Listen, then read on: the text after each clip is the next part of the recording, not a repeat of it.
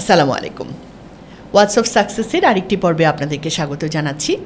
আজকের পর্বে আমরা একটি বিশেষ বিষয় নিয়ে কথা বলবো এবং আজকের পর্বে আমাদের সাথে উপস্থিত আছেন এমন একজন মানুষ যিনি যে দেশটিতে দীর্ঘ ২০ বছর ধরে রয়েছেন। সে দেশটিতে আমরা নানান কারণেই শিক্ষার প্রয়োজনে, উন্নত ক্যারিয়ারের প্রয়োজনে, অর্থাৎ নিজের ভবিষ্যৎকে আরও ভালো করবার আকাঙ্ক্ষায় সেই দেশটিতে আমরা অনেকেই যেতে চাই, কিন্তু যাওয়ার পরে নানা ধরনের বাস্তবতার মুখোমুখি আমাদের হতে হয়। তো আমরা এই মানুষটির সাথে কথা বলে আজকে আরেকটু বাস্তবানুগভাবে জানার চেষ্টা করব যে যারা আমরা যাই তারা আমাদের এই যাওয়ার সিদ্ধান্তটাকে কিভাবে আরও ফ্রুটফুল করতে পারি, অর্থাৎ সেটাকে আরও সার্থক করে তুলতে পারি। এবং সেই সাথে যদি আসলে মনে হয় যে যাওয়ার সিদ্ধান্তটা নেওয়ার আগে আরও দুবার ভাবতে হবে, সেই ভাবনার খোরাকও যেন আমরা পাই।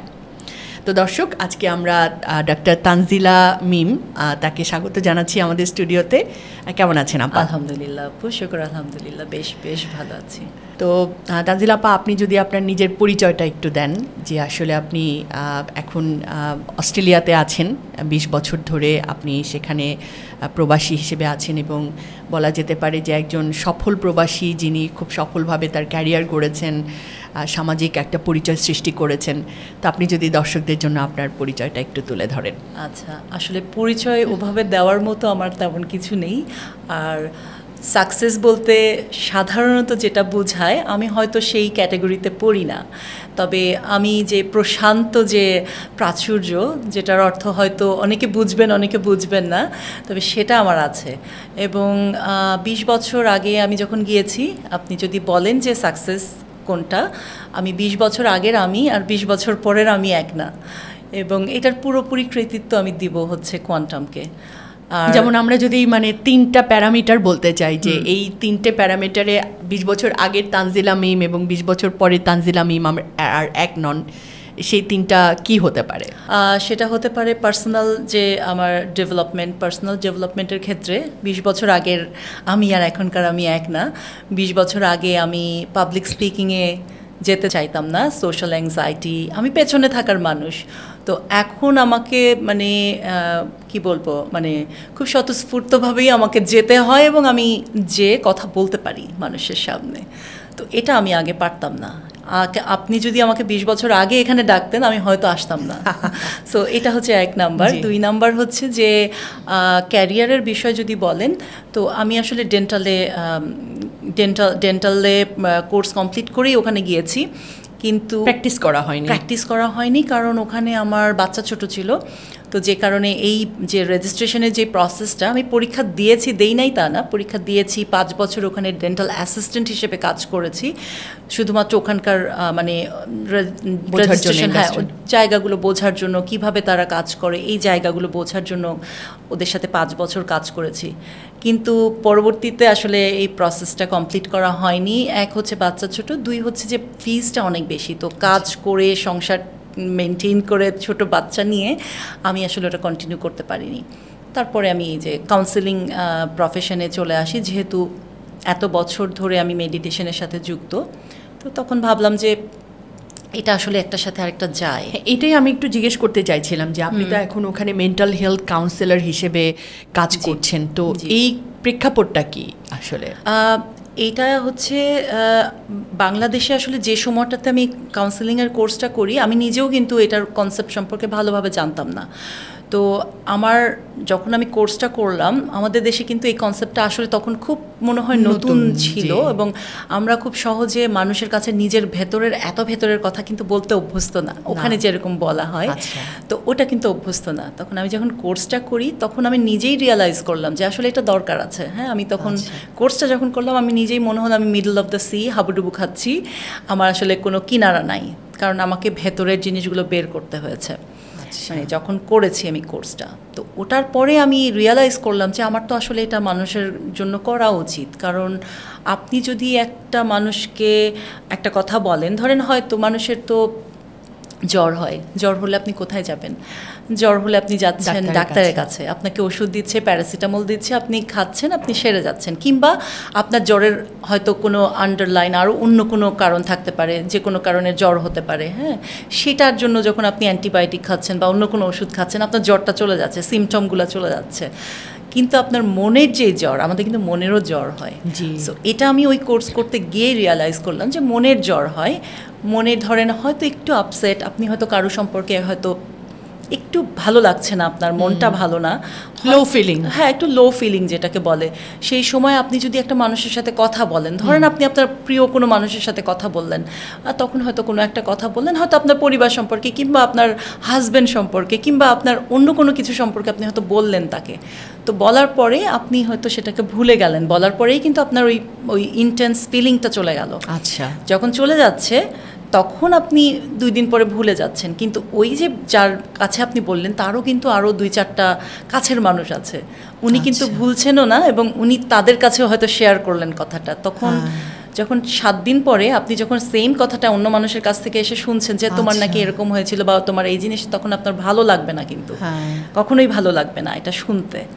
তো যখন শুনতে ভালো লাগবে না তখন আপনি চিন্তা করবেন যে সম্পর্কটা কিন্তু নষ্ট হয়ে যাচ্ছে, কিংবা আপনার প্রাইভেট কোনো কথা যেটা আপনি আসলে অত মিন করে বলেন নাই, সেই সময় লো ফিলিং হচ্ছিল দেখে আপনি বলেছেন, আপনি পরে ভুলে গিয়েছেন, সেটাই হয়তো চারিপাশে স্প্রেড হয়ে গেছে। তো এটা একটা রিজন, যখন আপনি একটা কাউন্সিলরের কাছে যাচ্ছেন ওই জায়গাটাতে আপনার ওই কথাগুলো ওখানেই থাকছে এবং একজন কাউন্সিলর আপনাকে সুন্দরভাবে এটার রেসপন্সটা যেভাবে করবে আপনার ভালো লাগবে। কিন্তু আপনি হয়তো একজনকে বললেন, সে হয়তো এমন একটা কথা বললো, আপনার লো ফিলিংটা আরও মানে এমন ডাউনে চলে গেল, আপনার আর ভালোই লাগছে না, তখন মানে মনে হচ্ছে যে আমি কেন বলতে গেলাম তাকে। বাট আপনি যখন কাউন্সিলরকে বলবেন তখন উনি জানেন যে পেঁয়াজের খোসাগুলো কিভাবে ছাড়াতে হচ্ছে, একটা একটা করে ছাড়িয়ে আবার পেঁয়াজের খোসাগুলো কিন্তু আটকাতে হয়, কারণ আমরা একটা কোট পরে ঘুরি মানুষের সামনে। সো যখন আমরা একটা কোট পরে ঘুরি তখন কিন্তু ওই আমাদের ভেতরের ওই জায়গাটাতে কেউ পৌঁছাতে পারে না। বাট আপনি যখন কাউন্সিলরের কাছে যাচ্ছেন তখন কিন্তু কোটটাকে খুলে রাখতে হচ্ছে। আসলে টেকনিকটা কি, কিভাবে একটা মানুষকে উন্মোচিত করা হচ্ছে? এটাই ওই যে বললাম পেঁয়াজের খোসা ছাড়ানোর মতো, ওটাই টেকনিক। আচ্ছা, সেটাই technique. One two one vary করে। হ্যাঁ, 1 to 1 ভ্যারি করে, যে তখন আপনার তার সাথে আপনার মানে সম্পর্কটা মানে এটা মানে কি বলবো আপনাকে, যে খুব কথার মধ্যেই আপনি তাকে বিশ্বাস করছেন কি করছেন না এটা কিন্তু 2 সেকেন্ডের মধ্যেই বোঝা যায়। হ্যাঁ, একটা মানুষ আপনাকে ওপেন আপ হবে কিনা। সো সেই ট্রেনিংটা আপনার যদি না থাকে আপনি তো করতে পারবেন না, কিংবা আপনিই বরং আরেকজনের কথা শুনে আপনি হয়তো বা নিজেই ডাউন ফিল করা শুরু করলেন, নিজেই ফ্রাস্ট্রেটেড হওয়া শুরু করলেন, যদি আপনি ওটাকে প্রসেস করতে না জানেন। হ্যাঁ, সো এই ট্রেনিংটা আসলে ইম্পর্টেন্ট, এই প্রোগ্রামে আপনারা পেয়েছেন। হ্যাঁ, তো এইটার কারণেই আমি যখন এটা করলাম তখন আমার কাছে মনে হলো যে আমি এটাকে প্রফেশন হিসেবে নিতেই পারি। এবং আমি যেহেতু মেডিটেশন করি এবং আমি মানুষের সাথে কথা বললাম, হ্যাঁ সত্যিকার অর্থে মেডিটেশন করলে কাউন্সিলিং লাগে না। হ্যাঁ, কিন্তু আমরা কয়জনে সেই ডেপথ লেভেলে আমরা গিয়ে এত আন্তরিকতার সাথে মেডিটেশন করলে, আপনি যখন আশেপাশের অনেক সাউন্ড, আমরা জানি যে আমরা যারা মেডিটেশন করতে জানি, তো আশেপাশের সাউন্ডটা আমাকে কিন্তু বিরক্ত করে না, আমি কিন্তু আমার লেভেলে আমি চলে যাচ্ছি। আমি যখন চলে যাচ্ছি আমার আশেপাশে কি ঘটছে আমি আসলে জানি না কি ঘটছে। সো এই লেভেলটাতে কয়জন মানুষ যেতে পারে? আমিও যে সবসময় যেতে পারি তাও কিন্তু না, এত বছর ধরে মেডিটেশন করছি। তারপর তবে আপনার মেডিটেশন নিয়ে একটা মন্তব্য আমার সবসময় মনে পড়ে। একবার আমরা একটা আলোচনা করছিলাম যে মেডিটেশন পাওয়া, এরকম একটা কথা হচ্ছিল। তো মেডিটেশন পাওয়ার একটা ডেফিনেশন ছিল যে তিনি মেডিটেশন হয়ে গেছে তার সেকেন্ড নেচার, মানে মেডিটেশন করতে করতে তিনি এমন একটা অবস্থায় চলে গেছেন যে এরপরে মানে মেডিটেশন না করলে তিনি থাকতে পারেন না বা তার ভালো লাগে না।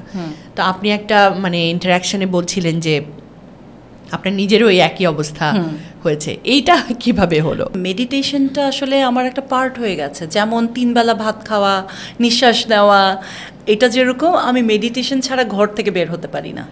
এবং আমি যেদিন মেডিটেশন করব না সেই দিনটা আমার খুব খারাপ যাবে। সো আমি জানি যে আমার ভাত খাওয়ার মতো আমাকে 3 বেলা ভাত খেতে হবে। আমি ওই মেডিটেশনটাকে আমার লাইফের একটা পার্ট করে নিয়েছি এবং মেডিটেশনটা করার সাথে সাথেই আমি দিনটা খুব চাঙ্গা লাগে এবং আমি আমাকে মনে করি যে আমি আমার নিজের ভেতরে আছি আর কি। সো আমি জানি না কিভাবে হয়ে গেল, কিন্তু আসলে এটা আমার হয়ে গেছে। আমি হাতে গুনে বলতে পারবো আমি কবে কবে মেডিটেশন মিস দিয়েছি। মেডিটেশন না করে আমি বাসা থেকে বেরোই না। না, এবং সেটার ফলও দৃশ্যমান। আপনি একটু আগে বলছিলেন যে এবার দেশে এসে আপনার বন্ধু মানে বান্ধবীদের সঙ্গে আপনার গেট টুগেদার হয়েছে, এবং মানে তারা মানে আপনার সঙ্গে তাদের বয়সকে মেলাতে পারছে না, এটা কিন্তু খুব সত্যি। এবং আমি আমার ছোট ভাইকেও বলি যে এখন থেকে আমার বলতে হবে যে তুমি আমার বড় ভাই, কারণ আমার নিজেই খুব লজ্জা লাগছে যে আমার মানুষজন তো আমাকে বুঝে ফেলবে যে আমার আসলে আমি তোমার বড় বোন, যখন তোমাকে দেখবে তো বলবে যে বড় বোন মানে তো আসলে অন্যরকম, তাই না? আমি যখন এয়ারপোর্টে এসেছি ওনারা আমাকে জিজ্ঞাসা করছে, কারণ আমার ভাই লোক পাঠিয়েছে আমাকে নিতে, তো তখন উনি আমাকে জিজ্ঞাসা করছেন যে ম্যাডাম আপনি কি মানে ওখানেই থাকেন? হ্যাঁ ওখানেই থাকি। আপনার কি ফ্যামিলি ওখানে থাকে? আচ্ছা, আপনি কি স্যারের বড় বোন? তো তার বিশ্বাস হচ্ছে না, কারণ উনি চিন্তা করছেন এত ছোট একটা মেয়ে কোথা থেকে আসলো, কারণ স্যার তো একটা বড় পজিশনে আছে। তো আচ্ছা, স্যারের বড় বোন নিশ্চয়ই আরো কোনো ভারী কি কোনো বয়স্ক কোনো মহিলা ঢুকবে। তো আমি তো আসলে খুব একটা লং ড্রেস পরে চলে আসছি, তো ওটা দেখে ওনার বিশ্বাস হচ্ছিল যে আমি আসলে স্যারের বড় বোন। তো এটা অবশ্যই আপনার মনসিয়ানা। হ্যাঁ। তো ডক্টর তানজিলা মিম, আমরা যদি এখন একটু মানে আপনি যে দেশটিতে দীর্ঘ 2 দশক ধরে প্রবাসী হয়েছেন সেটা সম্পর্কে যদি একটু জানতে চাই, যে একটা সময় ছিল যে আমাদের দেশের নিউজ পেপারে মানে যেটা হয় যে অনেক খবর বেরোতো, আমি 80-র দশকের কথা বলছি, সেখানে ছিল যে উচ্চ শিক্ষার্থে অস্ট্রেলিয়া গমন, হ্যাঁ উচ্চ শিক্ষার্থে বা আমেরিকা গমন, অর্থাৎ প্রবাসে যাওয়াটাকে সবসময় একটা সাফল্যের বড় মাপক হিসেবে ধরা হতো আমাদের সমাজে, বা এখনও হয়তো ধরা হয়। তো এই যে, এবং দেখা যায় যে মানে সবাই প্রবাসে যাওয়ার জন্য উন্মুখ থাকেন, এই যে একটা ফ্যান্টাসি প্রবাসকে নিয়ে, এবং তারপরে যা রিয়ালিটি, আপনি তো প্রচুর ইমিগ্রেন্টদের সাথে কাজ করেছেন বলে আমরা জানি, আপনার পেশার কারণেও আপনি বেশ কিছু সময় তাদের জন্য অনুবাদক হিসেবে কাজ করেছেন আমরা জানি। আসলে আপনার অভিজ্ঞতাটা কি? যারা ওখানে যাচ্ছে উচ্চ শিক্ষার্থে সবাই কিন্তু আসলে ভালো স্টুডেন্ট হিসেবে যাচ্ছে তা কিন্তু না, কারণ আমাদের ওখানে যাবার মানে আমি আমেরিকার কথা বলতে পারবো না, ওখানে অনেক মানুষ অনেক লেভেলের অনেক টাইপের মানুষজন যেতে পারে, কিন্তু অস্ট্রেলিয়া এমন একটা জায়গা ওখানে কিন্তু আসলে শিক্ষা ছাড়া অন্য কোনোভাবে যাওয়ার কোনো স্কোপ নাই যে আপনি যাচ্ছেন কিংবা আপনি ওখানে কিন্তু সবাই শিক্ষিত। হ্যাঁ, ওখানে কিন্তু মোটামুটি আপনার যারা ধরেন মানে অড জবগুলোও করছে, হ্যাঁ তারাও কিন্তু শিক্ষিতই মানুষ। ঠিক সেভাবেই ওখানে যারা পড়াশোনা করতেই যাচ্ছেন, কিন্তু অনেকের উদ্দেশ্য থাকে যে ওখানে গিয়ে পিআর নিয়ে আমি থেকে যাব, এরকম উদ্দেশ্য নিয়েও অনেকে কিন্তু যাচ্ছেন। তো তাদের ক্ষেত্রে হয়তো অনেকটা সময় অনেক প্রবলেম হয়, বাট যারা রিয়েলি পড়াশোনা করতে যাচ্ছেন, পিএইচডি করতে যাচ্ছেন কিংবা পিআর নিয়ে থেকে যাওয়ার চিন্তা করছেন, হ্যাঁ কোনো প্রবলেম নাই। কিন্তু আমি যেটা বলবো যে আমাদের মানসিকতার কিছু প্রবলেম আছে। আপনার মনে হয় একটু আগেও বলছিলাম যে আমরা এখানে নিজেরা কাজ করি না, ঠিক আছে? বাংলাদেশে আমরা আমাদের অনেক হেল্পিং হ্যান্ড, আমাদের অনেক কাজের মানুষ, আমাদের সব কিছুতে ড্রাইভার আছে। আপনি যদি বলেন যে সেই অর্থে যে ওখানে গিয়ে যে আমার একেবারে খারাপ হবে তা কিন্তু না। যদি আপনি মেন্টালিটি চেঞ্জ করে আপনি যদি যেতে পারেন, ওখানে কিন্তু সবাই নিজের কাজ নিজে করে। হ্যাঁ, সবাই নিজের কাজ নিজে করছে। সো পড়াশোনার জন্য যাচ্ছেন, আপনি পড়াশোনা করেন, আপনার যদি সেরকম সুযোগ থাকে আপনি সেখানে সেটেল করেন, কোনো সমস্যা নেই। কিন্তু আপনি যদি উদ্দেশ্য নিয়েই যান যে ওখানে আমি কোনো মতে একটা পড়াশোনার ডিগ্রি নিয়ে আমি ওখানে কোনো মতে সেটেল হয়ে যাব, সেক্ষেত্রে আপনার স্ট্রাগলটা অনেক বেশি। সেটাই, এটা হচ্ছে আপনার মানে সেক্ষেত্রে তাদের জন্য কি মানে তারা দেশে অপরচুনিটি সিক করবে? আমার মনে হয় যে দেশে ওদের জন্য বেটার। যেরকম ধরেন আমি যখন ইন্টারপ্রেটার হিসেবে কাজ করেছি তখন অনেক জায়গাতে ওই যে ডিটেনশন সেন্টারে দিয়ে দেয়, ওরা তো আসলে এখন আপনার করে না যে আসলেই আপনাকে দেশে ঢুকতে দেয় না, একদম বর্ডারে। ওটা বর্ডার পুলিশ যারা ওদেরকে ধরে ফেলে, ধরে নিয়ে একটা আইল্যান্ডে নিয়ে যায়, ক্রিসমাস আইল্যান্ড বলে একটা জায়গা আছে, ওখানে নিত। এখন আবার সেখানেও নেয় না, নিয়ে যায় পাপুয়া নিউ গিনিতে। তো ওখানে নিয়ে ফেলে, অস্ট্রেলিয়াও না, অস্ট্রেলিয়াতেও না, ওখানেই রেখে দেয়।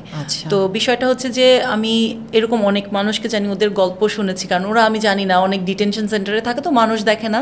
তো যখন আমার নিজেরও ভয় লাগে, কারণ অনেকগুলো তালা বের করে আমাকে চাবি দিয়ে ঢুকায়, 3-4টা স্টেজ পার করে একটা ডিটেনশন সেন্টারের ভিতরে একটা রুমের মধ্যে নিয়ে যায়। আমার নিজেরও মাঝে মাঝে ভয় লাগতো যে কোথায় আসলাম, দরজা আটকিয়ে দিয়ে যাচ্ছে, কারাগারের মতো। হ্যাঁ, কারাগারের মতন, কিন্তু ভেতরে হচ্ছে আপনার সব ফ্যাসিলিটিস আছে, যত রকমের ফ্যাসিলিটিস ওদেরকে দেয়, কিন্তু ওরা বাইরে বেরোতে পারে না। তখন ওরা খুব খুব মনে হয় যে আমি তাদের খুব আপন কেউ, আমাকে দেখে কান্না করে, অনেকদিন বড় বোনকে দেখি না, মাকে দেখি না। ওদের গল্পগুলো আমি শুনেছি। তো ধরেন এদের যে 20-25 লাখ টাকা দিয়ে তারা যাচ্ছে, ঠিক আছে, ধরেন বাংলাদেশ থেকে আপনার ইন্দোনেশিয়া কিংবা মালয়েশিয়া, এদের 20-25 লাখ টাকা যার কাছে আছে, তার মানে তার তো অনেক টাকা, তাই না? অনেক টাকা, কিন্তু 20-25 লাখ আপনার 20,000, 10,000, 15,000, 25,000, $50,000 তারা খরচ করছে। তো তারা ইন্দোনেশিয়া কিংবা মালয়েশিয়া থেকে তারা একটা এজেন্ট ধরে, তারপরে তারা চলে যাচ্ছে বোটে করে, তাদেরকে ইন্দোনেশিয়ায় নিয়ে একটা রুমের মধ্যে, ওখানে কিন্তু টয়লেট বলেন আর যা বলেন, একটা রুম, ওইখানে ওর মধ্যেই সব কিছু, হয়তো 100 জন মানুষকে ওখানে আটকিয়ে রেখেছে, ছেলে মেয়ে কোনো নির্বিশেষে, বাচ্চা পোলাপান সব ওখানেই, সব কিছু, শুধু ভাত আর ওদেরকে মরিচ খেতে দেওয়া হতো। 1 মাস ওই ঘরের মধ্যে তারা আটকানো। তারপরে ওখান থেকে, এটা হচ্ছে দালালদের তত্ত্বাবধানে যখন তারা থাকছে, যারা তারপরে তাদেরকে বোটে করে আপনার নিয়ে যাওয়া হচ্ছে। এখন ওখানে কিন্তু আপনার থাকে, এত রিস্ক থাকে, কারণ বোট কিন্তু উল্টিয়ে মানুষ মরে যায়, এরকম কিন্তু অনেকেই হয়। তো তারপরে যখন তারা বোটে যাচ্ছে, এত লম্বা বড় একটা পাড়ি দেওয়া, একটা বোটে করে, সিম্পল একটা বোটে পাড়ি দেওয়া, তারপর যখন ওখানে যাচ্ছে তখন তো ওরা ভাবছে যে ওখানে গেলেই আমার সব কিছু ঠিক হয়ে যাবে, কিন্তু ওখানে ওরা ধরে নিয়ে তাদেরকে তো ডিটেনশন সেন্টারে দিয়ে দিচ্ছে। অনেকে আবার পাসপোর্ট পুড়িয়ে ফেলে, যে বলে আমার বাংলাদেশে যাওয়ার স্কোপ নাই, অনেকে পলিটিক্যাল অ্যাসাইলামের জন্য ওখানে করে, অনেকে বলে যে বাড়ি গেলে আমাদের এখানে মারবে, ওখানে মারবে, এইসব বলে। তো ওরা ওই জায়গার থেকেও, আমি যাদেরকে জানি তাদেরকে আসলে দেয় নাই। অনেকেই আপনার বিরক্ত হয়ে প্রায় 4-5 বছর থেকে তারা নিজের দেশে ফেরত চলে আসে। বাংলাদেশে নিজের দেশে ফেরত আসাটা কি তার ইচ্ছাধীন? যদি বলে যে না, আমি অ্যাসাইলাম যে কেউ ওখানে সিক করতে পারে, এটা তারা দিতে বাধ্য। হ্যাঁ, এখন কেউ যদি যায় এবং গিয়ে বলে যে আমি পলিটিক্যাল অ্যাসাইলাম নিতে চাই, কিংবা আমি আমার লাইফের থ্রেট আছে ওই দেশে, আমাকে নিতে হবে, সো ওরা নিতে বাধ্য, বাট ওরা ওটাকে যাচাই বাছাই করবে। সো এই যাচাই বাছাইয়ের টাইমটা অনেক বেশি, তো ওরা তো নিজেরাও বুঝে। এখন অ্যাসাইলাম সিক করা বাই ল ওরা নিতে বাধ্য, তাদেরকে নিয়ে ডিটেনশন সেন্টারে রেখে দিচ্ছে, কিন্তু ওখানে আপনার থাকতে হবে। আপনি যদি জেনুইন না হন সেক্ষেত্রে ওরা তো বের করেই ফেলবে। আর এখন তো এখনকার যেই যুগটা এসেছে, মানুষজন সবকিছুই জানে যে আপনি মিথ্যা কথা বলছেন, মিথ্যা বলার বা গোপন করার তো সুযোগ নেই। এবং আমি যখন ইন্টারপ্রেটার হিসেবে যেতাম, ওরাও আমাকে আলাদা করে জিজ্ঞাসা করতো যে তোমার কি মনে হয় এটা।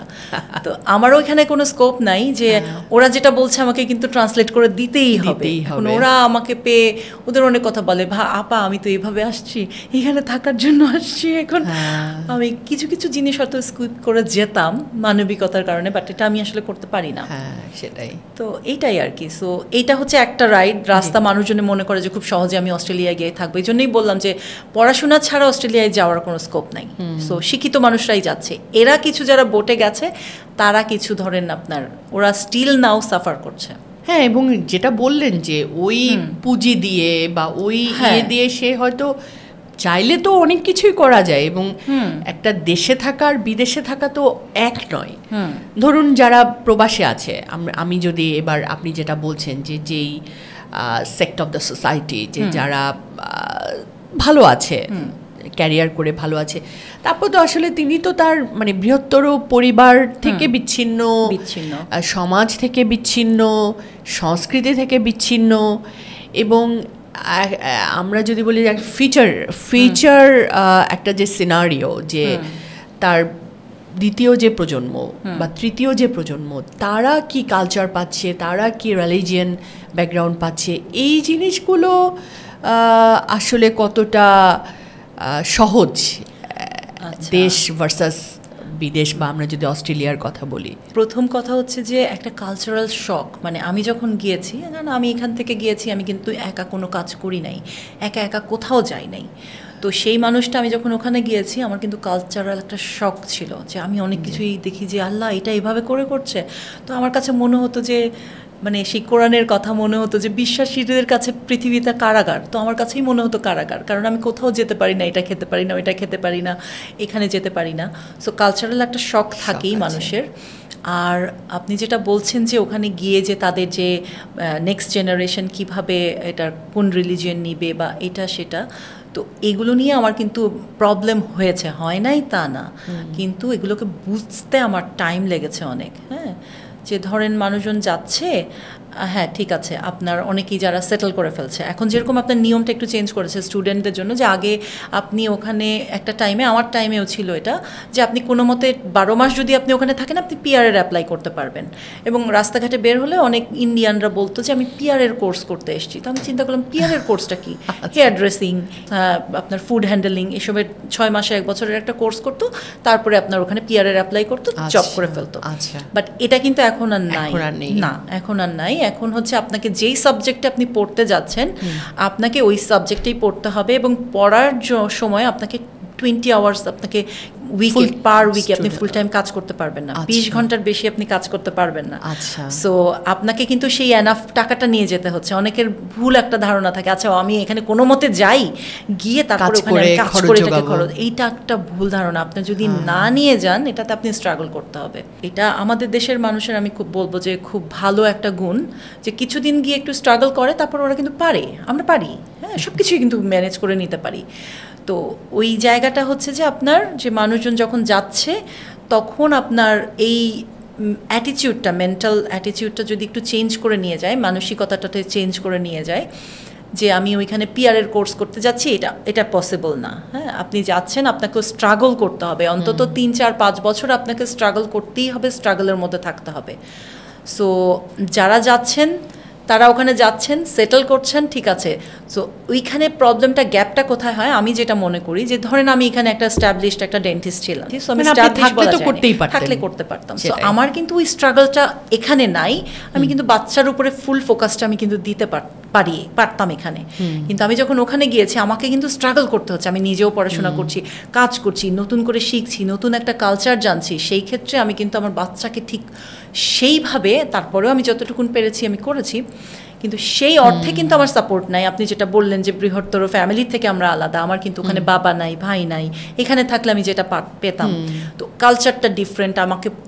আমাকে হয়তো কি বলে এটাকে, মানে চাইল্ড কেয়ারে রাখতে হচ্ছে বাচ্চাকে, তো সেখানে আমরা চলে যাচ্ছি। সো আমাদের মিস কমিউনিকেশন বা আমাদের যে স্ট্রাগল পিরিয়ডটার কারণেই কিন্তু বাচ্চাদের হয়তো এই রিলিজিয়ন বলেন, কালচার বলেন, অনেক ক্ষেত্রেই আমরা তাদেরকে ডিটাচে নিয়ে চলে যাই, মানে তারা ওই লাইনটাতে যেতে পারে না, গ্যাপটা থাকে, কারণ আমরা ওই সময় স্ট্রাগল করি, বাচ্চারা ওই জায়গা থেকে চলে যাচ্ছে। বাট আদারওয়াইজ আপনি যদি চিন্তা করেন যে আমি ওখানে সেটেলড এবং আমি আমার বাচ্চাকে আমার কালচার দিতে চাই, ওটা কিন্তু অনেক ইজি ওখানে দেওয়া। আমি মনে করি আমি আমার বাচ্চাকে আমি রিলিজিয়নটা শিখাবো, ওখানে অনেক ইজি। হ্যাঁ, বাচ্চা পালন করা ওখানে ইজি, কিন্তু গ্যাপটা এখানে, এটা আমি রিয়েলাইজ করেছি যে আমার গ্যাপটা আসলে কোথায় ছিল। কারণ আমার ছেলেকেও দেখি যে বাসায় মুসলিম মাকে দেখছে নামাজ পড়ছে, মা হচ্ছে হালাল খাবার খাচ্ছে, বাট ওখানে যখন যাচ্ছে, স্কুলে যাচ্ছে, তখন গিয়ে ওরা কনফিউজড হচ্ছে। সো এটা অবশ্যই একটা প্রবলেম, যে আপনি ওখানে যখন যাচ্ছেন আপনার বাচ্চাকে আপনি যদি ঠিক মতন গাইড না করতে পারেন, হ্যাঁ ডেফিনেটলি তারা, কিন্তু এটা তো প্রবলেমই, শুরুর সময়টা তো স্ট্রাগলিং হবেই, সেটা মানে, কারণ তাকে তো ওই সময়টার স্কিল অর্জন করতে হচ্ছে, একটু একটু করে খুব ছোট কাজ থেকে আস্তে আস্তে তার পরিচিতিটা, মানে ক্যারিয়ারটাকে এগিয়ে নিতে হচ্ছে। সো আসলে তো মানে তার পক্ষে ওরকম সময় দেওয়ার সুযোগটা কম। আবার আমি ঠিক জানি না মানে সময় দিলেই কি এটা সমাধান হতো কি না, কারণ ওই যে যেটা বললেন যে আপনার শিশুটি তো আবার, সন্তানটি তো আবার বাইরের পরিমণ্ডলে তাকে যেতেই হচ্ছে, স্কুলে যেতে হচ্ছে, যদিও আমি জানি যে ওখানে অনেক এক্সপেন্সিভ প্রাইভেট ইসলামিক স্কুলিং বোধহয় আছে, but those are very expensive, even সেটাকে এফোর্ড করতে পারাটাও একটা ব্যাপার। খুব এক্সপেন্সিভ না, বাট অনেকে হয়তো চিন্তা করে না যে ওখানে দিবই, কারণ ওটাও একই, ওদের কারিকুলাম সবই একই, জাস্ট কনসেপ্টটা একটু চেঞ্জ হয়েছে। কারণ আমি মেডিটেশনের সাথে আছি, গুরুজির অনেক কথা শুনি, তো আমার কাছে মনে হয় যে আসলে কোনো কিছুই কোনো প্রবলেম না। হ্যাঁ, যে কোনো পরিবেশেই যেতে পারে, যে কোনো জায়গায় মিশতে পারে, বাট ওই যে আমি বললাম ওইটাই প্রবলেম, ওই গ্যাপটা একটু প্রবলেম। সো অনেকেই মনে করে যে আমি বাচ্চার জন্য ওখানে গিয়ে সেটেল করছি, কিন্তু ওই বাচ্চাটা যখন আমার কালচারে আসছে না। এখন আপনি যদি ওভাবে দেখেন যে আমি এখান থেকে একটা কিন্তু কালচার নিয়ে গেছি, আমি কিন্তু একটা বড় একটা সময় বাংলাদেশে থেকে একটা কালচার নিয়ে গেছি, একটা রিলিজন নিয়ে গেছি, একটা বেস কিন্তু আমি নিয়ে গেছি ওখানে, কিন্তু আমার বাচ্চাটা তো যায় নাই, পায় নাই সেটা। আমি তাকে যা দিচ্ছি সেটাই সে ততটুকুই। এখন আমি যদি ওর কাছ থেকে এক্সপেক্ট করি যে ও আমার মতো রিলিজিয়াস হবে কিংবা আমার মতো সে বাঙালি হবে, এটা এক্সপেক্ট করাটা ভুল। সো আমি মনে করি যে যারা চিন্তা করছেন যে বাচ্চাদের জন্য আমি ওখানে যেতে চাচ্ছি, এটা আসলে চিন্তা করার ব্যাপার যে আপনি আসলে কীরকমভাবে চাচ্ছেন। যদি আপনি এইটাকে মেনে নিতে পারেন যে হ্যাঁ হাজব্যান্ড ওয়াইফ দুজনে যাচ্ছেন, একজনকে আপনার বাচ্চার পেছনে কন্টিনিউয়াস থাকতে হবে, কিন্তু আপনি পারবেন না, তো আপনাকে দুজনকেই কাজ করতে হয় ওখানে, আপনাকে সেই এফোর্ট লাইফস্টাইলটা মেনটেন করতে হবে। ওখানে আপনার বাড়ি গাড়ি করা কোনো ব্যাপার না, কিন্তু এটা কোনো ব্যাপার না। গাড়ি থাকা কিংবা টিভি ফ্রিজ থাকা কিংবা আপনার বাড়ি থাকা, এগুলা কিন্তু কোনো স্ট্যাটাসের পর্যায়ে পড়ে না। হ্যাঁ, কেমন বাড়ি আছে আপনার, কত দামি গাড়ি আছে আপনার, এটা একটা ব্যাপার হতে পারে। আপনি কেমন চাকরি করছেন সেটাও একটা ব্যাপার হতে পারে, বাট এগুলো খুব কমন। লিভিং স্ট্যান্ডার্ডটা খুব হাই। আপনি চাইলেই পারবেন, ওখানে আপনি যাচ্ছেন, আপনি পড়ালেখা করলেন না, আপনি হয়তো কোনো দোকানে কাজ করা শুরু করলেন, আপনি টাকা ইনকাম করবেন, আপনি বাড়ি গাড়ি সব কিছু করে ফেলতে পারবেন। তো লোকজন তো আসলে এগুলো দেখেই লুরড হয়। হ্যাঁ, মানে এই ইজিলি তারা এটা হবে, কিন্তু মানে at the cost of what, এটা হয়তো বা সেটাই, এটা আপনাকে চিন্তা করতে হবে যে আপনি বাচ্চা, এখন আমি যেরকম, আমি অবশ্য আমার কনসেপ্টটা চেঞ্জ করে ফেলেছি। যেরকম আমার বাচ্চা বলতো যে আমার তো ক্লাস 10-এর পর পড়ার দরকার নাই, কেন? আমার তো লাগবে না, কারণ ওখানে আপনার 10 পর্যন্ত পড়ে আপনার স্কুল লিভ করা যায়, যারা ট্রেডি হবে, যারা অন্য কোনো লাইনে যাবে। আমার এই জিনিসটা অ্যাডপ্ট করতে আমার অনেক টাইম লেগেছে। হ্যাঁ, আমাদের দেশের মানুষের একটা ধরেন নর্মাল যে পিয়ন, সেও কিন্তু মাস্টার্স পাস, তাই না? আমরা কিন্তু এটাকে বড় করে মনে করি, ওখানে ওরকম মনে করে না। যারা পড়ালেখা করবে তারা পড়ালেখার লাইনে চলে যাচ্ছে, আর যারা করবে না তারা আগের থেকেই স্টপ করে দিয়ে তারা হয়তো ডিপ্লোমা করছে কিংবা এটা করছে ওটা করছে, করে তারা জবে ঢুকে যাচ্ছে, কাজে ঢুকে যাচ্ছে। এবং ক্লাস 10-এ যখন ওরা পার্ট টাইম জব করে, আমার ছেলে কাজ করতো, স্কুল থেকেই ওদেরকে পাঠায় জবের জন্য। এবং আমাদের দেশের যেই জিনিসটা আছে যে আপনার একজন মানুষ ইনকাম করে, ফুল ফ্যামিলি কিন্তু একজনের উপরে ডিপেন্ডেন্ট, বাট ওখানে কিন্তু এরকম না। হাজব্যান্ড ওয়াইফ দুজনেই কাজ করছে, বাচ্চারাও কাজ করছে, তাদের নিজস্ব খরচটা কিন্তু তারা চালাচ্ছে। সো এই জিনিসগুলো যদি আপনি বুঝতে পারেন, কিন্তু এটা বুঝতে বুঝতেই তো সময় চলে যায়। আমি যেরকম এখন এসে বুঝছি, এখন এসে বুঝে তো আমার লাভ নাই। আমার ছেলের যা শেখার তা শিখে গেছে, আমার ছেলে এখন বড় হয়ে গেছে, তাই না? এখন আমি হয়তো তাকে মোটিভেট করে আমার দিকে আনতে পারি, কিন্তু এই যে মাঝখানের যে সময়টা, স্ট্রাগল টাইমটা, কষ্টের যে সময়টা, একটা সময় আমার কিন্তু কষ্ট লাগতো। আমার কাছে মনে হতো যে আমি আসলে কি করলাম, আমি বাচ্চাটার জন্য ভাবলাম এটা, কিন্তু ওকে তো আমি আমার ধর্মটাকে ঠিক মতন দিতে পারলাম না। একটা বয়স পর্যন্ত ঠিক আছে, সে রোজা রাখতো, নামাজ পড়তো আমার সাথে, কিন্তু একটা বয়সের পরে কিন্তু তার উপরে কোনো কন্ট্রোল নাই। যখন সে অ্যাডাল্ট, সে তো বাসায় থাকবে না, তাই না? 18 হয়ে গেলে পুলিশও কিন্তু কিছু বলবে না, মানে কেউ কিছু বলবে না, ও অ্যাডাল্ট চলে যাচ্ছে, বাসায় থেকে চলে যাচ্ছে, এটা কোনো ব্যাপার না। আমরা তো এটা নিতে পারি না, তাই না? আমাদের জন্য এটা বড়। আপনি যদি এগুলো মেনে নিতে পারেন যে আপনার 18 বছর বয়সে আপনার বাচ্চা চলে যাবে, সে নিজের মতন ইন্ডিপেন্ডেন্ট, সে যেই রিলিজিয়ন ইচ্ছা সেই রিলিজিয়ন গ্রহণ করবে, কিংবা যেই কালচার ইচ্ছা সেই কালচারে যাবে, তাহলে আপনার জন্য এটা কোনো ব্যাপার না। ঠিক আছে, আপনি চান, কোনো সমস্যা নেই। বাট শুকর আলহামদুলিল্লাহ আমি কোয়ান্টামের সাথে ছিলাম, ওই যে সুতাটা ছিল। হ্যাঁ, আমার ছেলে ওরকম হয়নি যদিও, মানে কিন্তু তাকে কিন্তু আপনি ওকে বাঙালি ঠিক ওভাবে বলতে পারবেন না। ও বাংলা বলতে পারে, বাংলা পড়তেও পারে না, লিখতেও পারে না, বাট বাংলা সে সুন্দর বলে, আপনার সাথে কথা বলতে পারবে, সবই করতে পারবে। বাট ওকে যদি আপনি জিজ্ঞাসা করেন যে এটার মানে কি, কিংবা ওই মুক্তিযুদ্ধ কি, কিংবা আপনার কালচারটা কি, ওটা সে বুঝবে না। যে একটা বড় মানুষ আসলে যে দাঁড়িয়ে যেতে হয়, কেন দাঁড়াতে হবে, এটা তাকে বোঝানো, ছোটবেলায় যেরকম বোঝানো গেছে, বড় হয়ে সেটা সে বুঝবে না। মানে ওই জিনিসটা আমাদের বাচ্চাদের মধ্যে নাই, সেকেন্ড জেনারেশনটাতে নাই, এবং সেটা খুবই আন্ডারস্ট্যান্ডেবল। ইভেন এটা আপনি যদি মনে করেন যে ইসলামিক স্কুলে পড়াচ্ছেন, হ্যাঁ, ইসলামিক স্কুলে পড়ে কি হবে, সেটা আপনার একটা আরব কালচার কিন্তু আবার তার মধ্যে ঢুকে যাচ্ছে, ঠিক আছে? সেটাও আরেকটা জিনিস, সেটা আবার খুব অনেক বেশি আপনার ওই মাথায় কাপড় দিচ্ছে ঠিকই, বাট সে তো আসলে অজি, তাই না? আপনি হয়তো কতদিন পর্যন্ত তাকে আপনি কন্ট্রোল করবেন? আপনার কন্ট্রোলের সীমাটা হচ্ছে 18 ইয়ার পর্যন্ত আপনার হাতে থাকবে এবং আপনার সাথে থাকবে সে। এরপরে যদি সে চলে যেতে চায় আপনি তাকে আটকাতে পারবেন না। তাহলে আপনার পরামর্শ কি? মানে আপনি বলছেন মানে আপনি এটা বাবা মায়ের উপরই ছেড়ে দিতে চাইছেন যে তিনি যদি মানসিকভাবে তৈরি থাকেন যে তার সন্তান ঠিক তার মতো ভ্যালিউজ হয়তো ধারণ করবে না, তাহলে তার জন্য সন্তানের চিন্তা করে প্রবাসী হওয়া ঠিক আছে, but otherwise he or she or they have to think otherwise. আপনি যদি মনে করেন পড়ালেখা করাটাই যদি সাকসেস, পড়ালেখা অনেক দূর পড়ালেখা করবে, সেটাই যদি সাকসেস মনে করেন, যে আপনার বাচ্চা খুব ভালো একটা পরিবেশে বড় হচ্ছে, আপনি যদি এটা মনে করেন এবং ভালো জায়গায় পড়াশোনা করছে সেটা যদি মনে করেন, তাহলে ঠিক আছে। কিন্তু আপনি যদি মনে করেন যে না, আমি আমার ভ্যালুসটা আমি আমার বাচ্চার মধ্যে দিতে চাই, আপনি কতটুকু দিতে পারবেন? এখানে আমরা স্ট্রাগল করি। যেরকম ধরেন আমরা এই যে কিছুদিন আগে আমি চলে আসছি, বাট আমাদের একটা বৈশাখ প্রোগ্রাম ছিল, তো এই বাচ্চাদেরকে বাঙালি কালচার দেওয়ার জন্যই মায়েরা ওই আমরা বৈশাখী আমরা ওই সব পিঠা টিঠা বানাই টানাই বাচ্চাদেরকে নিয়ে যাই ওখানে। সো তাদেরকে আমরা দেওয়ার চেষ্টা করি, কিন্তু তারা কতটুকু নিবে? তারপরেও আলহামদুলিল্লাহ ভালোই তো ওখানের বাচ্চারা, ওখানে বর্ন ব্রটা বাচ্চারা বাংলায় গান গায়, যেভাবেই হোক না কেন বাংলা গান শিখছে, সেটাই যতটুকু হচ্ছে করছে। বাংলাদেশে আসলে আমার ছেলে বাঙালিয়ানা করে, সে কোনো সমস্যা হয় না, মিলে যেতে পারে, মিশে যেতে পারে, কোনো সমস্যা হয় না, বাংলা বলতে পারে, সবার সাথেই কথা বলতে পারে, সব কিছুই পারে। বাট ওখানে গেলে আবার জিনিসটা অন্যরকম হয়ে যাচ্ছে, কনফিউজড হয়ে যাচ্ছে, যেটা খুবই মানে এটা স্বাভাবিক, এটা মানে তার দোষ নেই এতে।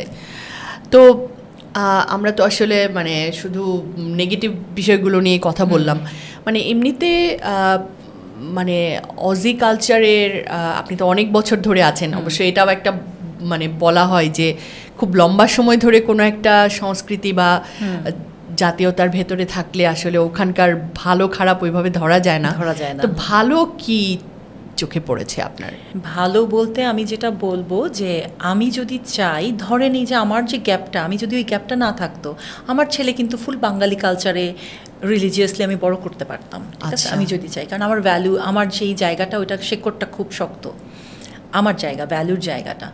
সো ওখানকার ভালো দিক এটা যে আপনি চাইলে আপনার বাচ্চাকে কিংবা আপনি আপনার নিজস্ব রিলিজিয়ন আপনি ফলো করতে পারবেন। হ্যাঁ, এখানে যেরকম আপনাকে অনেক ক্রিটিসাইজ করার মানুষ আছে, আপনি বোরকা পরলেন কি এটা করলেন, অনেক সমস্যা, বাট ওখানে কিন্তু ওটা নাই। আমি যদি চাই আমি হিজাব করে ঘুরতে পারি, আমি যদি চাই আমার কালচারটাকে মেনটেন করতে পারি, ওরা এটাকে সম্মান করে, আমি দেখেছি।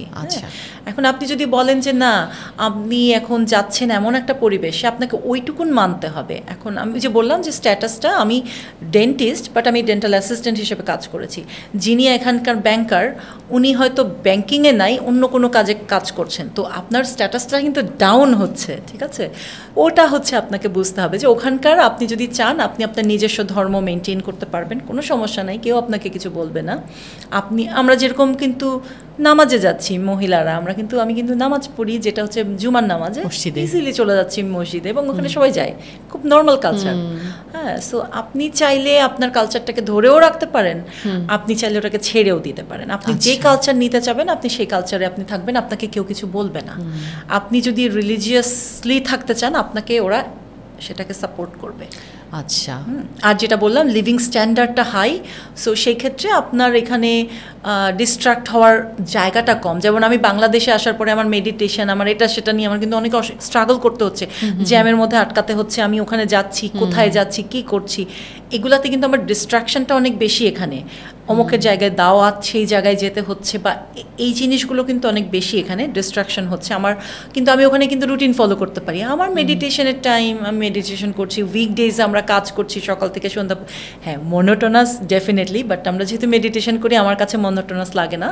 কিন্তু আপনার একদম মানডে টু ফ্রাইডে আপনার একটা সেট রুটিন, আর স্যাটারডে সানডে আপনার বন্ধ, আপনি দাওয়াতে যাচ্ছেন, আপনি বিভিন্ন জায়গায় সোশ্যালাইজিং করছেন, কোথায় যাচ্ছেন, কী করছেন, এটা আপনার ব্যাপার। সো এটা একটা ভালো দিক যে আপনি চাইলে ওখানে আপনি। আর অস্ট্রেলিয়াটা আসলে ঠিক অন্য দেশের, অন্য পাশ্চাত্য দেশের মতো না। আমাদের ওখানে কিন্তু পাবলিক নুইসেন্স ওরকম নাই। হ্যাঁ, আপনি কিন্তু দেখবেন না যে ওখানে রাস্তাঘাটে অনেক নুইসেন্স দেখবেন না, এটা কিন্তু ওখানে প্রোহিবিটেড, ওখানে কিন্তু এটা পাবলিকলি কোনো কিছু। প্লাস আমার মনে হয় যে ফ্যামিলি ভ্যালিউজ বা লোকজন প্রচুর ফ্যামিলি সময় কাটায় এবং একটু লেইড ব্যাক। হ্যাঁ, একটু লেইড ব্যাক, মানে যেটা আসলে তো আমি বলবো যে একদিক থেকে প্যাসিফাইং, মানে ওই স্ট্রেসটা আসলে একটু হলেও একটু কম। হ্যাঁ, অন্যান্য জায়গা থেকে আমি বলবো এটাকে, আমি এভাবে বলি যে মেলবোর্নটা, আমি মেলবোর্নে থাকি, আমার কাছে মেলবোর্নটা বাংলাদেশের মতন লাগে। আপনার জ্যাম মুক্ত, ময়লা মুক্ত বাংলাদেশ, ওখানে আপনার মানে আমার কাছে বাংলাদেশের মতনই লাগে। আর আমি যেই এরিয়াতে থাকি ওখানে অনেক বাঙালি, ইন্ডিয়ান আছে, আমার দেশি মনে হয়। ঈদের সময় আমরা বাংলাদেশের মতনই আমরা ছুটি নিয়ে এর বাড়ি তার বাড়ি বেড়াতে যাচ্ছি, রান্না বান্না করছি। এই যে বললাম যে আপনি যদি চান আপনি পারবেন, বাট ওই চাওয়াটা আপনার কতটা স্ট্রং সেটা হচ্ছে ইম্পর্টেন্ট। এবং আপনি আপনার যেই পড়াশোনাটা করে গেছেন সেই জায়গাটাতে আপনি আসলে চাকরি পাচ্ছেন কিনা সেটাও ইম্পর্টেন্ট। অনেকেই আছেন যারা প্রফেসর হিসেবে কাজ করছেন, যাদের প্রফেশনটাকে সেভাবেই নিয়ে গেছেন। আবার এখানে আরও কোশ্চেন আসছে যে ওই যে বললাম যে আপনার শুধু পড়াশোনাটাই কি আপনার লাইফের সাকসেসের জন্য যথেষ্ট কিনা, আপনাকে তো মানুষ হিসেবে মনে করেন না, আমি মনে করি না। যদি উনি মনে করেন যে হ্যাঁ পড়াশোনাটাই সাকসেস, তাহলে ডিফারেন্ট সিনারিও। আপনার ভ্যালুসগুলো তখন অনেক সময় কমে যায়। হ্যাঁ, আপনার যে ভ্যালুসগুলো, সো ওইটাই আমি বলছি, এটা আসলে ব্যালেন্স করে যাওয়াটা অনেক ইম্পর্টেন্ট, শেষ পর্যন্ত টিকে থাকাটা অনেক ইম্পর্টেন্ট। হ্যাঁ, না, এটা খুব বাস্তব বলেছেন। কিন্তু সফল ইমিগ্রেন্টও তো আছে, সফল বাংলাদেশি ইমিগ্রেন্টও তো আছে। তারা কেমন করছে, বা তারা মানে কিছু সফল ইমিগ্রেন্টের কথা বলতে পারেন কিনা উদাহরণ? হ্যাঁ, আমরা তো একজনকে জানি যিনি এক আপু আছেন, উনি ইঞ্জিনিয়ার, ওখানকার ভালো পজিশনে উনি আছেন, উনি ওখানকার কাউন্সিলে ইলেকশনের জন্য দাঁড়াচ্ছেন উনি। সো এরকমও কিন্তু আছে যে আপনি যে বলবেন যে না নাই আমার, এবং এরকম হওয়া উচিত। হ্যাঁ, আমি মনে করি যে বাংলাদেশি ডায়াসপোরা যেটা মানে ধরেন পৃথিবীর বিভিন্ন জায়গায় তো প্রচুর বাংলাদেশিরা আছেন, কিন্তু ডায়াসপোরা হিসেবে উদ্ভূত হওয়াটা কিন্তু মানে একটা কমিউনিটি হওয়া, এটা কিন্তু গুরুত্বপূর্ণ।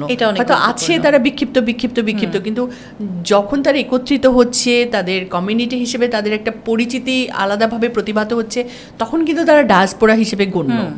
এবং মানে এটা হলে আলটিমেটলি কিন্তু বাংলাদেশের শক্তিটাই আরো অনেক মানে বেড়ে যেতে পারে।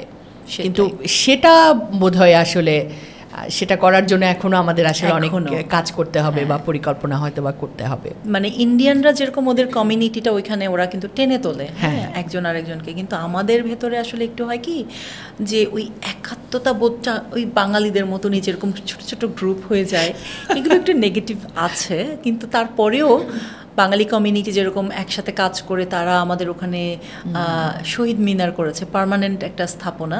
সিডনিতেও আছে, আমাদের মেলবোর্নেও আছে পার্মানেন্ট স্থাপনা, শহীদ মিনার হিসেবে একটা জায়গা আছে একটা লাইব্রেরির সামনে। ওখানে কিন্তু আমরা 21শে ফেব্রুয়ারিতে যাচ্ছি, ফুল দিচ্ছি, ওখানেই যাচ্ছি। সো এটা একটা বড় বিষয় ওরা করেছে, এটা কমিউনিটিতে যারা কাজ করে তারা করেছে। হ্যাঁ, ওই টানাটানি নাই সেটা নাই, ওটা ঠিক না, ওটা সব জায়গাতেই আছে। বাট আপনি যদি অ্যাজ এ হোল আপনি যদি চিন্তা করেন, হ্যাঁ এরা ভালো কাজ করছে। এবং যারা ধরেন ডাক্তার হিসেবে আমাদের কোয়ান্টামেরই একজন, অনেকেই আছেন, তো আমাদের শাখারই দুজন আছেন যারা তাদের প্রফেশনে তারা ভালো করছেন, নিজেদের প্রফেশনে তারা ভালো করছেন। আমাদের ওই যে সিডনিতে একজন আছেন, আমাদের ব্রিসবেনে এক আপু আছেন, খুব ভালো করছেন। ওনারা হাজব্যান্ড অস্ট্রেলিয়ার মধ্যেই একটা বড় একটা পজিশনে আছেন, এবং উনি অনেক উপরের একটা জায়গায় আছেন, এবং সেই আপুও কিন্তু একটা বড় রেজিস্ট্রার হিসেবে কাজ করছেন। সো এটা একটা বড় ব্যাপার।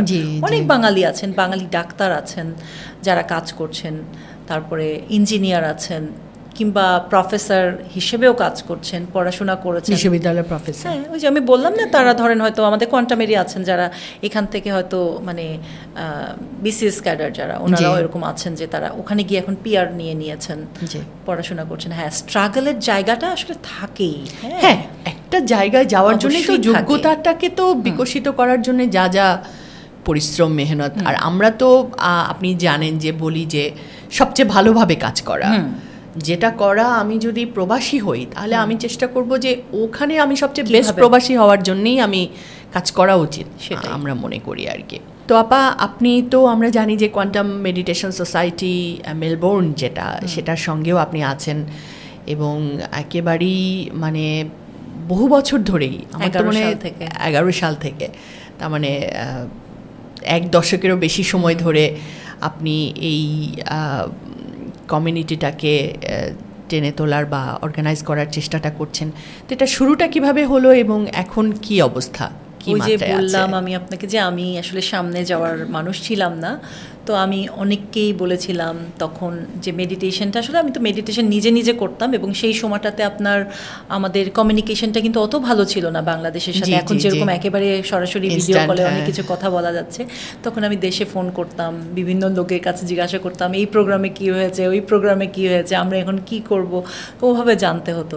তো তখন একটা টাইমে মনে হলো যে না, আসলে আমাদের এখানে একটা হওয়া উচিত, থাকা উচিত। তো এটা 2010 থেকে আমি চিন্তা করছি, বাট অনেককেই বলেছি যে আপনারা সামনে যান, আমি পেছনে আছি, পেছনে থাকবো, কিন্তু জানি না কী কারণে যেন আমাকেই সামনে আসতে হলো। এবং ঘটনাচক্রে, এটা আসলে আমার ইচ্ছাকৃত না, ঘটনাচক্রে আমি আসলে সামনে এসে গিয়েছি।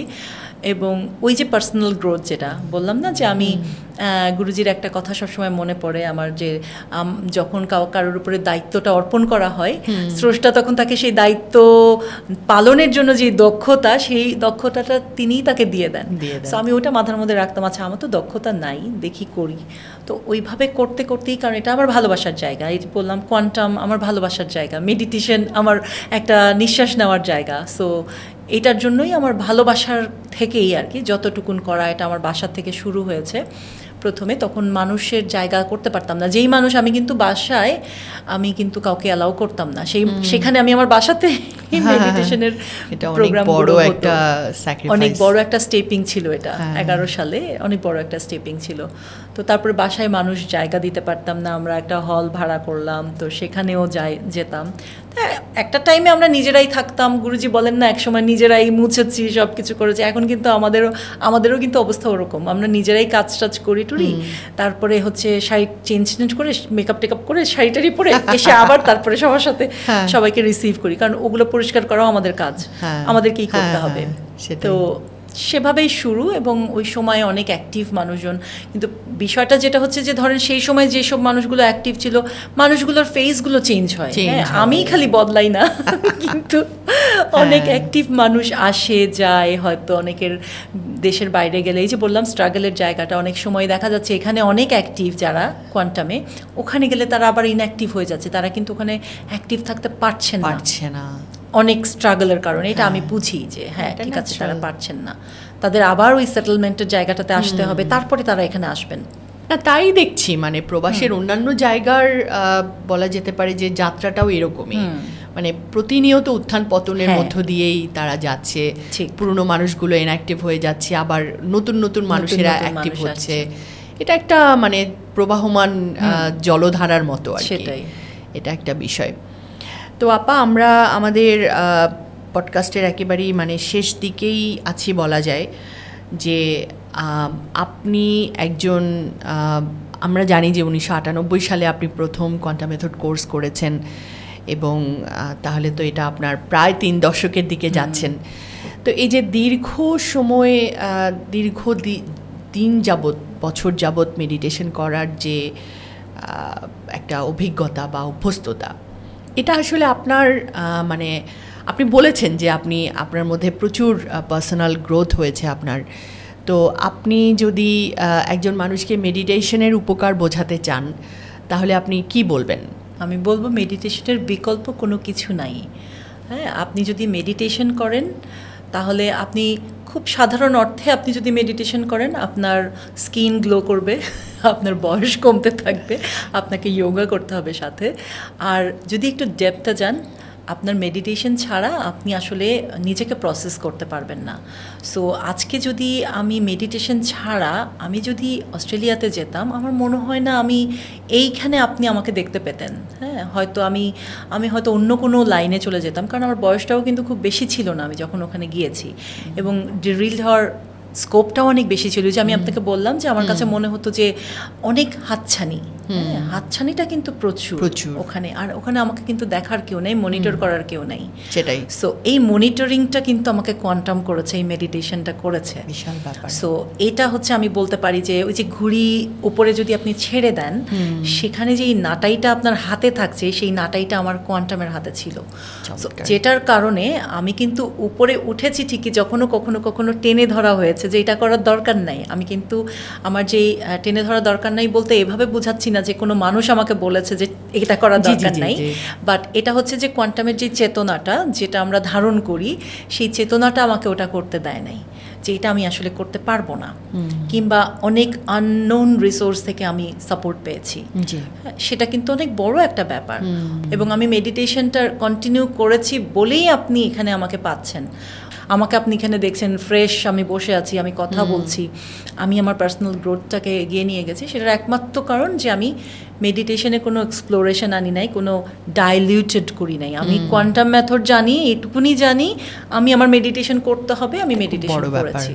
সো এটার সাথে আপনার যোগাটা করতে হবে, আপনাকে যোগাটা করে গেছি। সো এটা হচ্ছে আপনার মেইন জিনিস, সো এটাকে ছেড়ে দেওয়া যাবে না।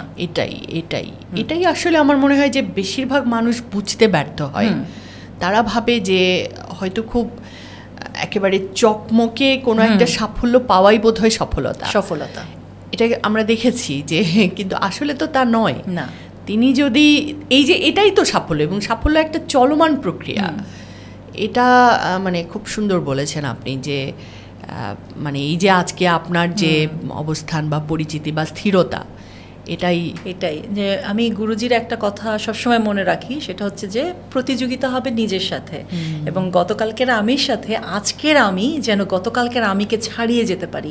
সো এটা আমার ব্রেনে এমনভাবে গেঁথে গেছে, আমি অলওয়েজ আসলে বাইরের মানুষের কি দোষ ত্রুটি আমি বের করবো, আমি নিজেরই দোষ ত্রুটি খুঁজে কুল পাই না, যে আমার তো এটা ঠিক করতে হবে, গতকালকের আমি এরকম ছিলাম, আচ্ছা আমাকে তো এই জিনিসটা চেঞ্জ করতে হবে।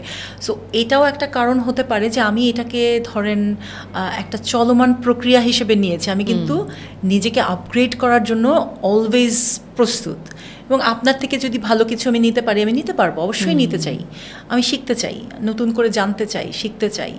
সো এই মুক্ততাটাই তো আসলে অনেককে আমরা ধারণ করতে পারি না। এটাই আমার মেডিটেশনের কাছ থেকে পাওয়া একটা জিনিস, যে আমি রেগুলার মেডিটেশন করেছি, কোনো বাদ নাই, হোক না হোক আমি সকালবেলা উঠে মেডিটেশন করি, রাতে একটা মেডিটেশন করি, মাঝখানেও যদি সুযোগ পাই আমি 5 মিনিট 10 মিনিট আমি মেডিটেশন করে ফেলি, কোনো কিছু করার আগে চোখ বন্ধ করে মেডিটেশন করি। সো মেডিটেশন মানে আমি বলবো যেটা আমার জীবন, আমি এটাকে ছাড়া, কোয়ান্টাম ছাড়া আমি নিজেকে কল্পনা করতে পারি না। এবং আমার সাকসেসের আমি বলবো যে মানে 90% হচ্ছে কোয়ান্টাম। মানে আমার কোয়ান্টাম আমার যদি জীবনের সাথে না থাকতো, আজকের আমি হতে পারতাম না।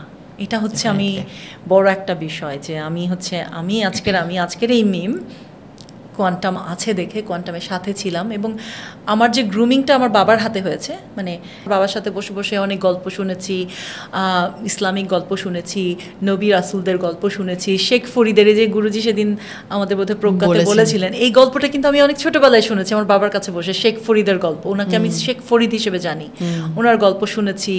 এটার পরে আমি যখন কোয়ান্টাম মেথড বইটা আমি 93 সালে আমার একটা মামা আমার হাতে দিয়েছিলেন, আমি ওটা পড়তাম। তো ওইটা পড়ার পরে আমি ধরেন এই যে জেগে থাকার যে ওটা আমি নিজে নিজে আবিষ্কার করলাম যে আমাকে নাক বন্ধ করে ঘুমের থেকে জেগে উঠতে হবে, ঘুমটাকে কাটাতে হবে। তো এই সব জিনিসগুলো আমি কিন্তু কিছু কিছু টেকনিক ওই বইয়ের থেকে নিজে নিজে শিখেছি। তারপরে 98তে আমি কোর্স করেছি। আমি মেডিটেশন করি, বিশ্বাস নিয়ে মেডিটেশন করে আমি চাঙ্গা অনুভব করি। এবং আপনি নিজেই দেখতে পাচ্ছেন যে আমি আসলে আমাকে যেই বয়সটা এখন মনে হয় আমি 25-এর উপরে উঠি না। এবং আমার ছেলের সাথে আমি যখন বাইরে যাই, কেউ আমাকে ছেলের মা বলে না, ও বলে যে আমার আত্মীয় কিংবা আমার ভাই, এরকমই বলে আমার ছেলের সাথে বাইরে গেলে। সেটা আমার সাকসেস। ডেফিনেটলি। সো আমি মনে করি মৃত্যুর আগ দিন পর্যন্ত আমি 25ই থাকবো, ইনশাল্লাহ। চমৎকার। আসলে মানে একজন লং টার্ম মেডিটেটরের সঙ্গে এই আলাপচারিতাটা, ইট ওয়াজ আ প্রিভিলেজ আর কি, যে আমরা আসলে তার কথা শুনতে পেলাম। কারণ মেডিটেশন তো সবাই করছেন, এটা ভালো, এটা সবাই বলেন, কিন্তু সত্যি যিনি একটা দীর্ঘ সময় ট্রুলি মেডিটেশনের সাথে ছিলেন, তার পরিবর্তনটা দেখতে পাওয়াটা একটু বিরল ব্যাপার, যেটা আমরা আসলে দেখতে পেলাম। তো অসংখ্য ধন্যবাদ মিমাপা আপনাকে। আপনি একটা কোয়ান্টামের একটা প্রোগ্রাম উপলক্ষে দেশে এসেছিলেন এবং তারই ফাঁকে অনেক ব্যস্ততার মাঝে, অনেক ব্যস্ত শিডিউলের মাঝেও আমাদেরকে যে সময় দিলেন সেটার জন্য আমরা আপনার কাছে কৃতজ্ঞতা জানাচ্ছি।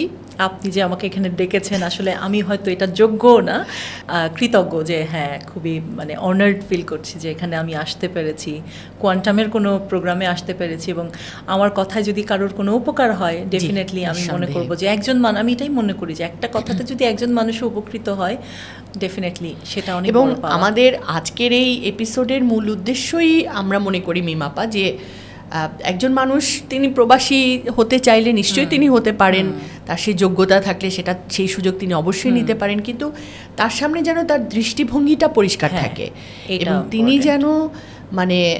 যেন তার কাছে যেন স্পষ্ট থাকে যে তিনি কি করতে চাইছেন এবং কি তিনি পেতে যাচ্ছেন এবং তাকে এর জন্য কি পরিমাণ কাজ করতে হবে, পরিশ্রম করতে হবে এবং তারপরে তিনি কি পাবেন এবং একই সাথে কি হারাবেন। প্রত্যেকটি ডিসিশনেরই কিন্তু কিছু প্রাপ্তি আছে, কিছু হারানোর ব্যাপার আছে, সেটা মাথায় রাখতে হবে। এবং এটা মেনে কেউ যদি করেন তাহলে তার রিয়ালিটি শক সমস্যা নাই, তার কোনো রিয়ালিটি শক হবে না। আর কিন্তু সেটা না করলে আসলে তিনি হারিয়ে যাবেন। এখন আপনি যদি এখন আমার ছেলের কাছ থেকে আমার মতো ডেডিকেশন আশা করেন, এটা ভুল হবে। সেটাই আপনাকে বুঝতে হবে। সেটাই আমরা ভুলটা ওখানেই করে ফেলি যে ওখানে গিয়েই হয়তো আমি এটা করে ফেলবো বা ওটা করে ফেলবো না। ওখানে আপনার মিনিমাম 5 বছর, 5 থেকে অনেকের জন্য আরও বেশি হয়তো। আমি একজনকে চিনি যিনি আসলে ওখানে একটা ছেলে আছে, ও ছোট, আমাকে মামি বলে ডাকে। তো ও ইঞ্জিনিয়ার, তার যেই সাবজেক্টটা ছিল সেটা মোস্ট ডিমান্ডিং একটা সাবজেক্ট ছিল, সেই সময় সে পড়তে গেছে, বাট পড়াশোনা শেষ করতে করতে ওই সাবজেক্টটা আর মোস্ট ডিমান্ডিং নাই। ঠিক আছে, সো সে কিন্তু প্রফেশনাল জবটাই করছে, সে যে সাবজেক্টে পড়েছে সেই সাবজেক্টেই কিন্তু সে চাকরি পেয়েছে, বাট তার পিআর হচ্ছে না, সে স্ট্রাগল করছে। তাকে কিন্তু প্রচুর, আমাদের যেরকম পিআর হলে আমার কিন্তু অনেক সাপোর্ট আছে, আমি এখন সিটিজেন, সো আমি কিন্তু পড়াশোনা করতে পারি গভর্নমেন্টের পয়সায়, অনেক কিছু ফ্রি থাকে আমাদের জন্য মেডিকেলটা ফ্রি, আমরা কিন্তু মেডিকেল কার্ড দিয়ে আমরা যেতে পারছি, অনেক কিছুই ফ্রি। আমার বাচ্চার স্কুলিং ফিটা খুব কম, $180 আমার ইয়ারলি। বাট যারা এখানে তাদের যদি বাচ্চা থাকতো বছরে $8,000 তাদেরকে পে করতে হতো এই স্কুলের জন্য। সো এটা কিন্তু অনেক ইম্পর্টেন্ট। আপনার পিআর হয়ে যাওয়ার পরে অনেক স্বস্তিটা আসে, অনেক সাপোর্ট গভর্নমেন্ট থেকে আমরা ওখান থেকে পাই, কিন্তু তার আগ পর্যন্ত তো মানে স্ট্রাগল করছে, প্রায় 5-6 বছর হয়ে গেছে, সে প্রফেশনাল জবই করছে কিন্তু তার পিআর হচ্ছে না, কারণ তার সাবজেক্টটা মোস্ট ডিমান্ডিং লিস্টের থেকে বের হয়ে গেছে। হ্যাঁ, আমার মনে হয় কি মিমাপা, মানে একটা ভুল ডিরেকশন কিন্তু আপনাকে মানে অনেকগুলো ভুল ডিরেকশনকে কিউমুলেট করে ফেলে। সো আসলে মানে এই জন্যই মানে প্রজ্ঞার গুরুত্ব বা সঠিক সময় সঠিক সিদ্ধান্ত নিতে পারার গুরুত্বটা, যেটা আসলে একজন মেডিটেটর না হলে খুব ডিফিকাল্ট, বুঝতে পারবে না। আর আপনি যদি মানে মনে করেন যে হ্যাঁ আপনি দেশে থাকবেন, আপনি বাইরে গিয়ে একটা ডিগ্রি নিয়ে আসেন, আমাদের ওখানে রান্না বান্না, আমার বাসায় যদি গেস্ট আসে 10-15 জনের মতনও গেস্ট আসে, আমার 3 উইক আগের থেকে প্রিপারেশন নিতে হয়, কারণ আমার পেঁয়াজ কাটা, আমার ঘর গুছানো উইকেন্ড ছাড়া করতে পারি না। সো আমাকে সেই জিনিসগুলো গুছিয়ে অল্প অল্প করে তারপরে গেস্ট চলে যাওয়ার পরে ধোয়া পাল্লাটাও তো আমাদের নিজেদের করতে হয়, তাই না? ওখানে তো আর এখানে আপনার ঘর মোছার জন্য মানুষ আসছে, কাটাকুটির জন্য মানুষ আছে, ড্রাইভারের, আপনার তো নিজের গাড়ি চালাতে হচ্ছে ওখানে, তাই না? আর এখানে আপনার ড্রাইভার আছে, তাই না? সো এত আরামের জায়গা ছেড়ে কেন মানুষ ওখানে যেতে চায় আমি জানি না। আমি যদি আগে এই ইয়েটা থাকতো আমি ডেফিনেটলি যেতাম না। আমি এখানেই ডেন্টিস্ট, আপনি কেন প্রবাসী হয়েছেন তার কিছু, সেটাই, আদারওয়াইজ আমি যেতাম না। আমার এখন মনে হয় যে আমি না গেলেই হয়তো ভালো হতো, বাট আমি গিয়েছি, আমি এখানে হ্যাপি যে আমি যেটা করছি ওখানে আমার একটা কোয়ান্টামকে নিয়ে আমি মানুষের সামনে যেতে পারছি, এবং ওখানে সবাই আমাকে একজন ভাই আমাকে বলছেন, আপনি জানেন আমি আপনার নাম সেভ করছি মেডিটেশনের আপা। সো আমাকে কোয়ান্টামের মিম বলেই কিন্তু মানুষজন চিনে, কোয়ান্টাম, আচ্ছা ওই মিম আপা করে ওটা, মানে ফুল মেলবোর্নের অনেক মানুষ, মানে মানুষজন, আমি বলবো না যে সবাই, বাট অনেক মানুষই আমাকে চিনে ওই কোয়ান্টামের কারণে, মেডিটেশনের কারণে। হ্যাঁ, অসংখ্য ধন্যবাদ, খুব ভালো লাগলো আপা। তো দর্শক, এরই সঙ্গে শেষ হচ্ছে আমাদের আজকের ওয়ার্ডস অফ সাকসেস, এবং আজকে আমরা একটা বিশেষ টপিকে কথা বললাম, এবং এখান থেকে আপনাদের যদি কারো কোনো কিছু শেখার সুযোগ হয় কিংবা আপনাদের যদি কোনো প্রশ্ন থাকে সেটাও আপনারা কমেন্টে আমাদের কাছে দিতে পারেন। আমরা চেষ্টা করব আপনার সেই কমেন্টের উত্তর দিতে, বা আমাদের মিম আপা আছেন তার কাছেও আমরা হয়তো এটার জন্য সহযোগিতা চাইতে পারি। এবং আমরা বিশ্বাস করি যে আপনি যদি প্রবাসী হতে চান, অস্ট্রেলিয়া প্রবাসী হতে চান, তাহলে আজকের এই এপিসোড থেকে নিশ্চয়ই কিছু না কিছু ইনসাইট আপনি হয়তো নিতে পেরেছেন। তো অসংখ্য ধন্যবাদ, ভালো থাকুন, সুস্থ থাকুন, নিয়মিত আমাদের সঙ্গে থাকুন, আমাদের চ্যানেলটি সাবস্ক্রাইব করবেন এবং সবসময় আমাদের সাথে থাকবেন সে প্রত্যাশায় এখানেই শেষ করছি। আসসালামু আলাইকুম।